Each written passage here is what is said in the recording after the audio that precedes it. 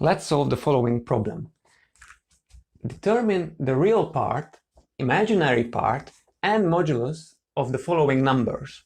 The first number we have to consider is 7 minus 8i multiplied by 7 plus 8i. Okay, so this is a complex number with I standing for the imaginary unit, so the number that squares to -1.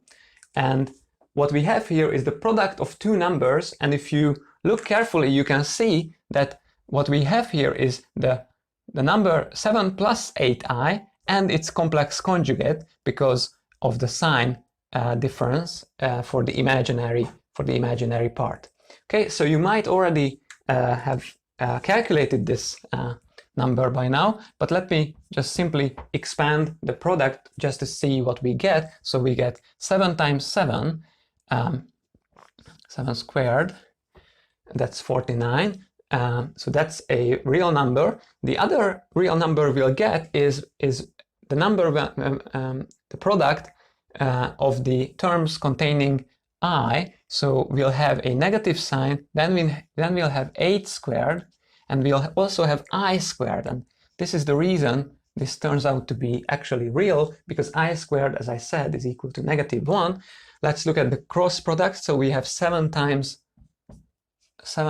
8i, and we have -8i multiplied by 7. So 7 multiplies -8i. And if you look at this number, you will see, well, let's just start. We have 49, then we have -64 times -1, so that's plus 64, in fact. And then these cross terms, well, we have 56i minus 56i. Okay, so these two terms cancel, so they just cancel. So what we really have here is just a real number, that is 113 in this case. So that is not surprising that we get a real number as the product of a complex number multiplied by its complex conjugate. We always get the real and the squared sum of the real and imaginary parts. Okay, so this is a real number, meaning that the real part of z is this number, 113. The imaginary part of this number is simply 0, because it's a real number. And finally, the modulus of this number in this simple case is simply, again, 113, because if you take the squared sum of these numbers, you get 113 squared, and you have to take the square root of that to get the modulus. Okay, so let's move on to our next number, which is the ratio of two complex numbers. It's 2 minus 3i divided by 5 plus 5i. Remember the trick that we used in coming up with a formula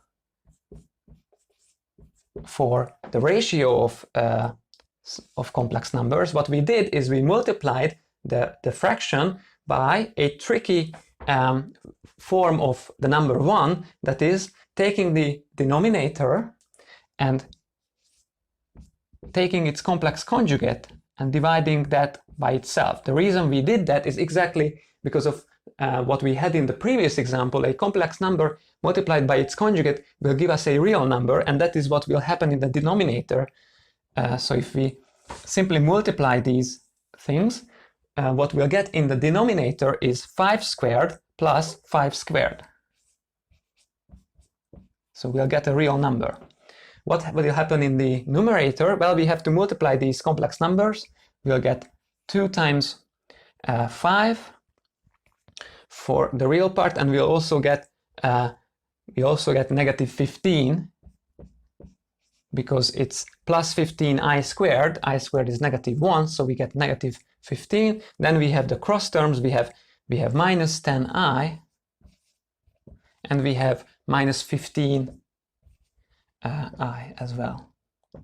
Okay, so what we have here is the number that is -5 minus 25i divided by the number that is 25 plus 25, 50.